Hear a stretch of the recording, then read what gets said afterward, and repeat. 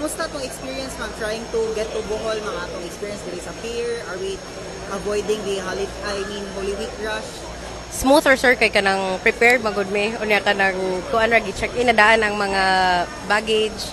So kuan ra pud early ra pud mi sa amo ang time para dili kay daghan kayo kanang kuan daghan kayo og taw kay especially kuan na kanang Semana Santa. So, gituyo gini na ko nga sayo gid ta kay para maka-avoid ta sa lansa sa mga.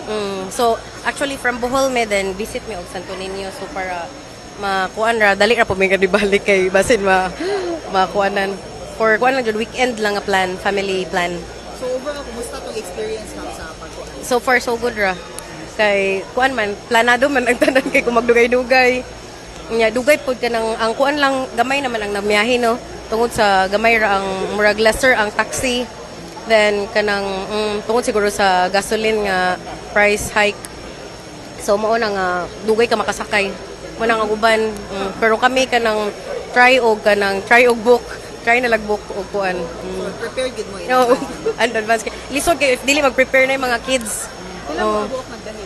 Kuan, 1, 2, 3, 4, 5, 6, 7, 10 po. Nga na pa yung mga kids.